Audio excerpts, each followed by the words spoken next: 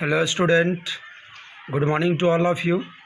Today we are discussed about some activities and question of chapter 4, sorting of materials into groups. तो activity एक number 3 है, कर take a small piece of different materials, paper है ना, cardboard होगा, wood हो गया, copper wire, aluminium sheet, chalk. Do any of this appear shiny? क्या इसमें से कुछ आपको शाइनी दैट मीन्स चमकीला दिखता है? तो now observe as the teacher cuts each material into 2 piece.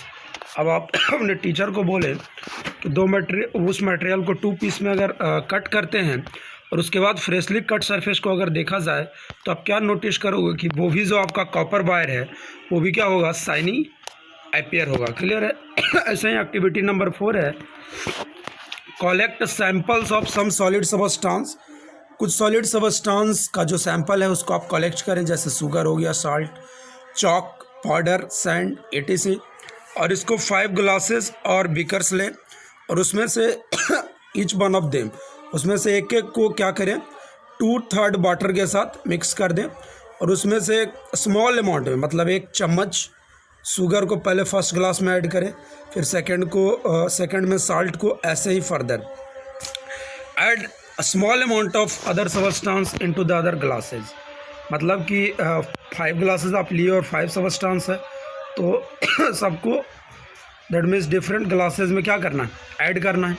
उसके बाद contents of each of they with a spoon, उसको चम्मच से क्या कीजिए, स्टीर कर दीजिए और उसके बाद कुछ देर के लिए छोड़ दीजिए. आप क्या ऑब्जर्व करोगे और अपने ऑब्जर्वेशन को आप लिखोगे कि वो जो डिफरेंट सॉलिड मटेरियल है कुछ जो है वो क्या बिल्कुल उसके साथ दैट मीन्स वाटर के साथ सॉल्युबल हो गया होगा, मिक्स हो गया होगा.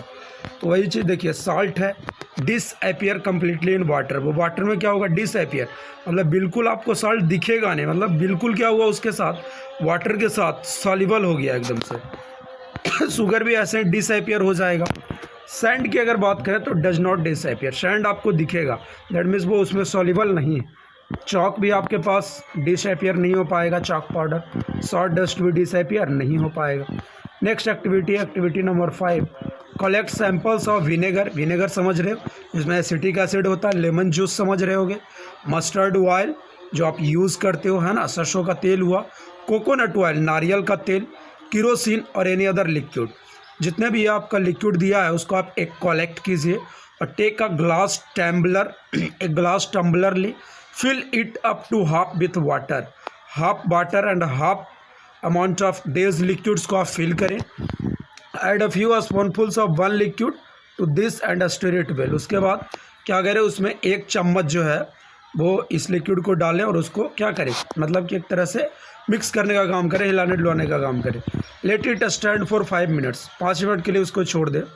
और आप क्या ऑब्जर्व करोगे, repeat the same with other liquid, ऐसे दूसरे लिक्विड के साथ ये जो एक्टिविटी है वो करने का काम करो और अपने ऑब्जर्वेशन को लिखो. तो आप पाओगे ऐसा कुछ लिक्विड्स ऐसा होगा जो मिक्स वेल विथ वाटर, कुछ जो उसके साथ पूरी तरह मिक्स होगा, मिल जाएगा, जबकि कुछ जो ऐसा नहीं होगा. तो वही चीज़ जैसे विनेगर है वो मिक्स वेल अच्छी तरीके से उसके साथ मिल जाएगा. लेमन जूस भी अच्छी तरीके से मिल जाएगा. मस्टर्ड ऑयल लेकिन मिक्स नहीं होगा, उसके बीच आपका बाउंड्री वाला अपीयर्स हो जाएगा. कोकोनट ऑयल भी मिक्स नहीं हो पाएगा, केरोसिन भी मिक्स नहीं हो पाएगा.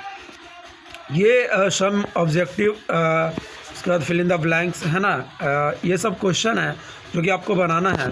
इसको आप एक बार बनाओगे और इसमें देखो आंसर लिखा हुआ भी है, जो आपका रेड कलर का वही आंसर है. ठीक है, तो आप देखोगे और इसको बनाओगे है ना. ये आपको बस एज इट इज़ प्रैक्टिस के लिए दिया गया है. ठीक है, आगे ट्रू और फॉल्स ये आपको खुद से बनाना है. अगर कोई परेशानी होगी तो आप नेक्स्ट क्लास में आपको बता दिया जाएगा. ये शॉर्ट आंसर क्वेश्चन है, ये भी आप अपने कॉपी में लिखोगे और बनाओगे. ये एनसीईआरटी का क्वेश्चन है, इसको आप बनाओगे. जो डॉट होगा वो हम आगे के क्लास में बताएंगे. अब लेते हैं हम सब इम्पॉर्टेंट क्वेश्चन जो कि इससे अलग हटके है, या कहा जाए तो एक्स्ट्रा क्वेश्चन है एनसीईआरटी का, या कुछ क्वेश्चन जो एनसीईआरटी से मिलता जुलता है. तो क्वेश्चन नंबर 5 है, what do you mean by classification. मतलब आपसे पूछ रहा है कि मटेरियल्स को क्लासिफिकेशन करते हो तो वो क्लासिफिकेशन का मतलब क्या है. तो क्लासिफिकेशन इज द ग्रुपिंग और sorting together of things possessing similar और डिसिमिलर कैरेक्टरिस्टिक और प्रॉपर्टीज़. मतलब सिमिलर प्रॉपर्टीज या सिमिलर कैरेक्टरिस्टिक का जो मटेरियल है उसको एक ग्रुप में करना, डिसिमिलर वाले को अनदर ग्रुप में करने को ही हम लोग क्या कहते हैं, क्लासिफिकेशन कहते हैं। क्वेश्चन नंबर 2 है, what is the need for classification. आगे क्लासिफिकेशन का रिक्वायरमेंट ही क्यों पड़ा, तो classification is essential for identification of object. चूँकि बहुत सारा ऑब्जेक्ट हो गया इसीलिए उसके आइडेंटिफिकेशन के लिए क्लासिफिकेशन करना काफ़ी ज़रूरी हो गया। Sorting of object, locating things, किस थिंग्स को कहाँ पे लोकेट करना है इसके लिए। Understanding similarities and dissimilarities among object, किस ऑब्जेक्ट का कौन सा प्रॉपर्टी सिमिलर है और कौन सा डिससिमिलर। सिमिलर मतलब एक जैसा और डिससिमिलर मतलब अलग अलग। Making the study of object easy and more meaningful, अगर आप स्टडी को ईजिली एंड मीनिंगफुल बनाना चाहते हैं तो आप क्या चाहोगे कि क्लासिफिकेशन करके हम स्टडी करें। क्लियर है।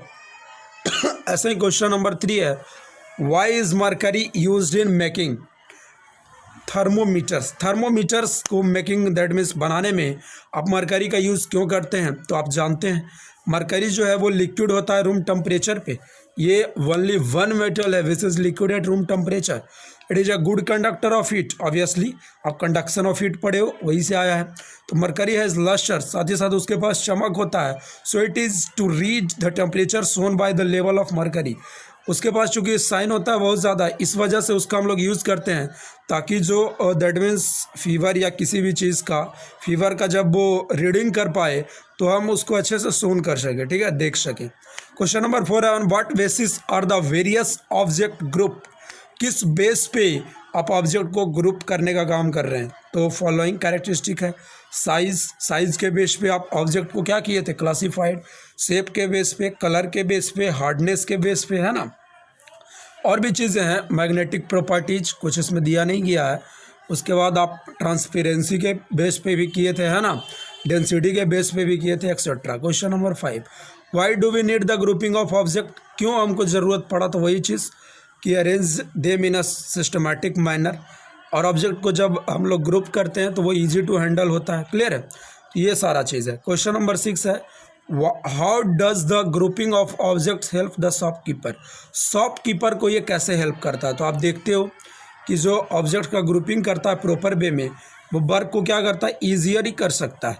आप देखते हो कोई चीज़ आप खरीदने जाते हो तो वो लोकेट, ऐसा आप देखे हो कोई जो शॉपकीपर है अगर वो तेज़ तरार है तो वो क्या करता है, जैसे सोप साबुन का कोई चीज़ है तो उसको एक अलग शेल्फ में रखेगा, है ना।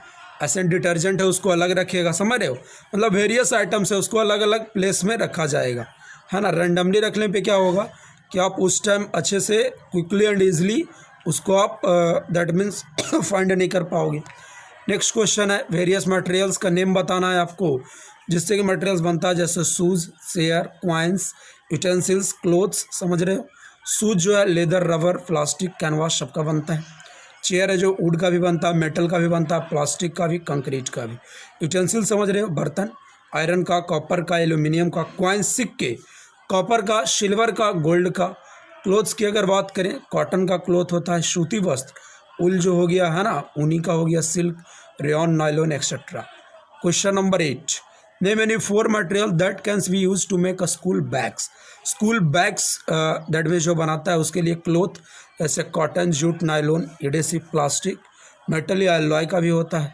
क्वेश्चन नंबर 9, आपको 3 सॉल्यूशन का लिस्ट बताने के लिए बोला जा रहा है जो आप घर में यूज़ करते हो। तो साल्ट सॉल्यूशन आप समझ रहे हो, साल्ट सॉल्यूशन का मतलब हुआ उसमें साल्ट प्लस वाटर मिक्स कर रहे हैं।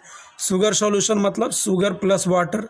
कोल्ड ड्रिंक समझ रहे हो उसमें CO2 भी रहता है। लाइम जूस समझ रहे हो आप। करा why is water important for our body, पूछा जा रहा है वाटर आपके बॉडी के लिए क्यों इंपॉर्टेंट। कहता वाटर जो है एक आपके पास यूनिवर्सल सॉल्वेंट, इसलिए water can dissolve a large number of substance, बहुत सारे सबस्टांस को अपने में क्या करता है, डिजॉल्व करने का काम करता है, इसीलिए ये बॉडी के लिए बहुत ज़रूरी है। और ये आपका बॉडी का जो सेल्स है उसका एक मेजर पार्ट भी है। क्वेश्चन नंबर 11, एक मेथड आपको डिस्क्राइब करने के लिए बोला जा रहा है जिससे ये क्लियर हो जाए कि वाटर जो है ट्रांसपेरेंट मटेरियल। करा एक पेपर का वाइट शीट ले, एक स्केच पेन ले, एक क्लीन बीकर ले और small quantity of clean water. हाँ, now on white sheet mark a symbol से एक्स, एक जगह आप एक्स मार्क करें। Now put the empty beaker over the marked symbol, वहाँ पे एक इम्पटी बीकर रखें we can see it properly, आप देख पा रहे हो, इसका क्या मतलब हुआ। अब कहता है put water in the beaker, ऐसे मतलब बीकर आप क्या है ट्रांसपेरेंट है, तो आप वो जो आप एक्स का या सिंबल जो बनाए हो उसको आप देख पा रहे हो। अब कहा जा रहा है अगर उसमें वाटर भी रख दिए उसके बाद भी देख रहे हैं तब भी ये विजिबल है, इसका मतलब क्या है कि वाटर भी ट्रांसपेरेंट है। क्लियर है। कहा जा रहा है why is a tumbler not made with a piece of cloth, कहता है ऐसा इसलिए नहीं किया जाता है क्योंकि we generally use a tumbler to keep a liquid, एक लिक्विड को दैट मीन्स कीप करने के लिए टम्बलर का यूज करते हैं जो कि बना होता है क्लॉथ का, लेकिन आप इसको वाटर को पकड़ने में यूज नहीं करते हैं। क्यों? क्योंकि टम्बलर एक ऐसा मटेरियल होता है जो कि प्रॉपर्टी रखता है लिक्विड को पकड़ने का, होल्ड करने का, मतलब उसको होल्ड करने का। नेक्स्ट है एग्जांपल के साथ आपको बताना रफ एंड स्मूथ सरफेस क्या होता है। तो रफ सरफेस आप समझ रहे हो जो अनइवन सरफेस है या रिड्स है, can be termed as rough surface, जैसे कोल हो गया, कोयला आप समझ रहे हो। स्मूथ सरफेस जो क्या होगा बिल्कुल प्लेन होगा, है ना, और इसी को हम लोग जैसे मार्बल हो गया, है ना। क्लियर है। अपीयरेंस, हार्डनेस, ये सब के बेस पे हम लोग क्या करते हैं, ट्रांसपेरेंसी, फ्लोट के बेस पे हम लोग क्लासिफाइड करते हैं। तो this all about the chapter 4, है ना, sorting of materials into group. Thank you for attending the class, thank you very much.